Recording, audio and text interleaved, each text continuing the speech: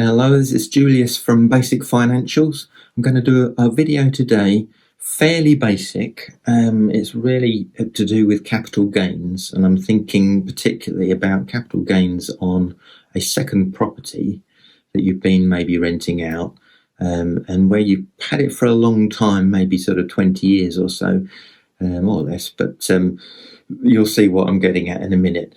I get quite a few questions sometimes where somebody sells a second property and they get, let's say they bought it 20 years ago for £100,000, and they're now selling it for £500,000, £500,000.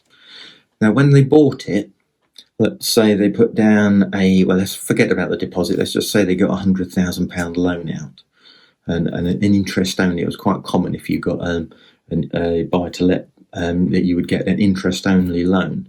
It's still fairly common, but back then it was very common. So you'd get an interest-only loan for £100,000, and you spend that £100,000 on buying the property. Now, 20 years' time, you've still got that £100,000 loan. You sell it for £500,000, and I get asked the question, I presume I can take the £100,000 cost of my property off my sale proceeds, and I'm getting £400,000 because I have to pay the bank back. So surely I get £400,000 income, take off £100,000 for the purchase of the property, so my gain is £300,000. And I have to say no. Unfortunately, that isn't the case.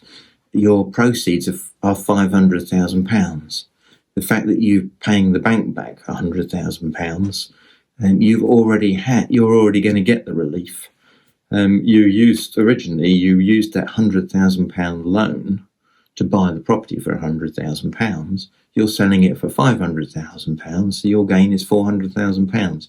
It sounds obvious when you talk about it like that, but you can easily see how people say, well, I'm only getting £400,000, so surely my gain's £300,000.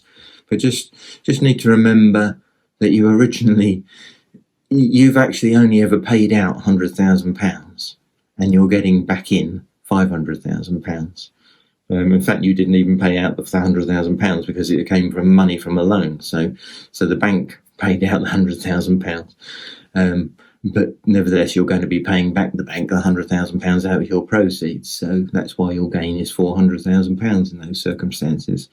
Now, that's what I really wanted to talk about. Now, it might seem very basic, but and if it's too basic for you, don't worry about it. But you may well find that your friends have in a similar situation. They might say the same thing. Well, now you've got some way of explaining why, and to let them know that they're not the only ones. That a lot of people do actually think that.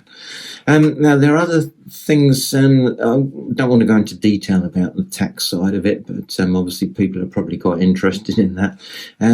If you have a gain of £400,000 on a rental property, then you're likely to have quite a big capital gains tax bill.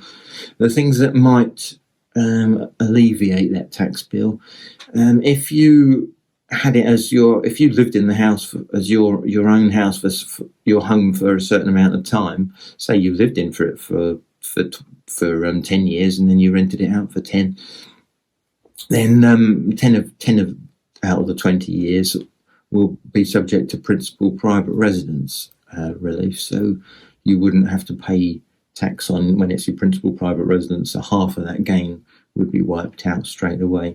You get an annual capital gains tax allowance of it's £12,300 at the moment. That's for the year ended 5th of April 2021, £12,300. Something else you might consider doing if you're married, say, you might want to transfer before you sell. You might want to transfer half of the property to your spouse, and that way you can make use of 2 annual capital gains tax allowances. So that's another way of doing it. What else can you do if you've had a period where you've say you bought the place for £100,000 and then you had to do it up get it ready for renting for another £20,000, then you could take that extra £20,000 off your cost. And likewise, if you've had any other renovations increase to the value of the property, like an extension maybe, anything that maybe you haven't claimed against your rental income.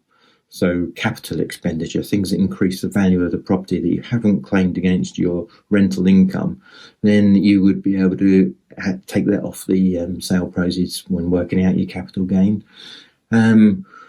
What else? Obviously, when you bought the place, you may have had stamp duty and legal fees. That can all get added to the cost to come off the sale proceeds. And when you sell, you're going to have legal fees and estate agents' fees. You can take that off your sale proceeds, so that all reduces your gain as well. There was something called letting relief, which I believe is being phased out, or stopped. So you might just have a little check on that. And like I say, this video isn't to go into those details, but the principal private residence relief is the main potential one. Yeah, I think that's probably about it. So that's how to work out your capital gain. Obviously, you got capital gains on other things as well, like shares and things like that. But I just really wanted to show that example for the property, and why people sometimes get a little bit confused as to why, when they have to pay their bank back, why they don't get to take that off their proceeds. Okay, if you've got any questions or comments, please leave them in the box below as usual, and if you could like and subscribe, and I'll see you again for another video sometime soon. Thanks for listening. Bye.